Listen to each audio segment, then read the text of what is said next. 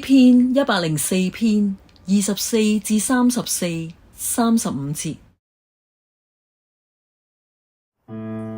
求主發出聖靈，使大地更換為新。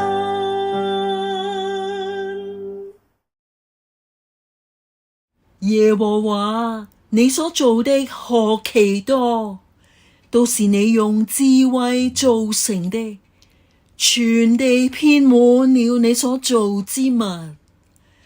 那裡有海，又大又廣，其中有無數的動物，大小活物都有。那裡有船行走，有你所造的力威亞潭悠游在其中。這些都仰望你按時給他們食物。求主發出聖靈，使大地更換為新。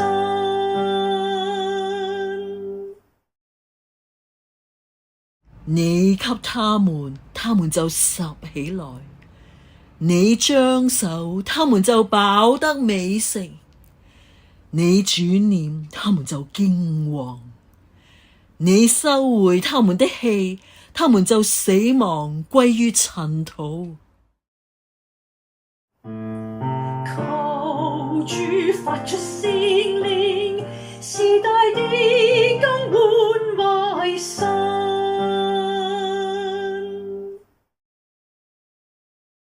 你差遣你的靈，他們就受造；你使地面更換為新。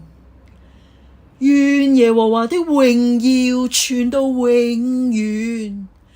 願耶和華喜愛自己所造的。他看地，地便震動；他摸山，山就冒煙。求主發出聖靈，使大地更換為新。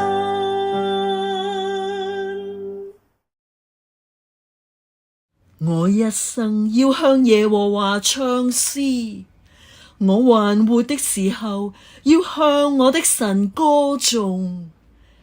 願他悅納我的默念，我要因耶和華歡喜。我的心啊，你要稱頌耶和華。阿肋路亞。求主發出聖靈，使大地更換為新。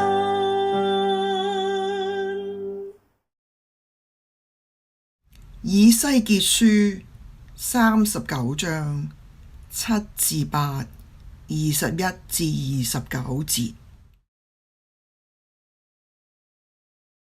我要在我的子民以色列中彰顯我的聖名，不容我的聖名再被褻瀆。列國就知道我耶和華是以色列中的聖者。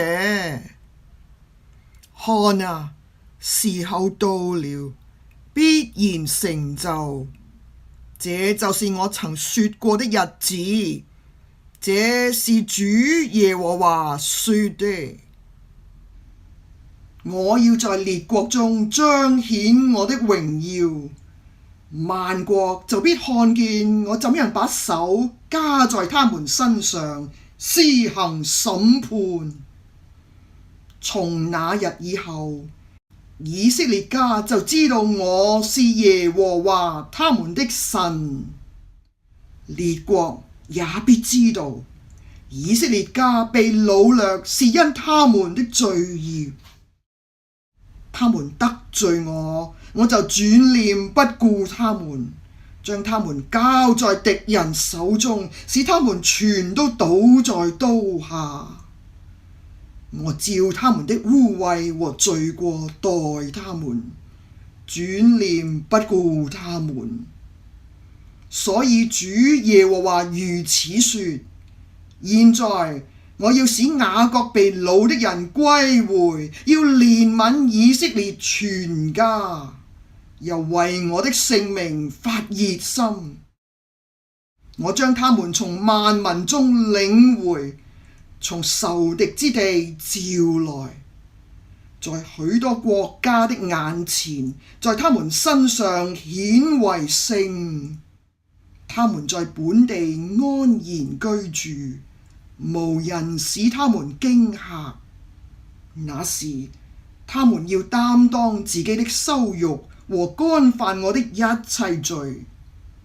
我使他們被擄到列國，後又聚集他們回到本地，不再留一人在那裏。那時他們就知道我是耶和華他們的神。我不再轉臉不顧他們，因我已將我的靈澆灌以色列家，這是主耶和華說的。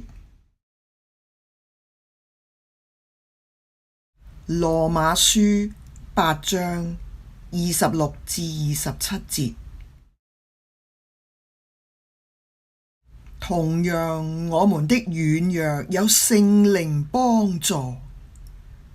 我們本不知當怎樣禱告，但是聖靈親自用無可言喻的嘆息替我們祈求。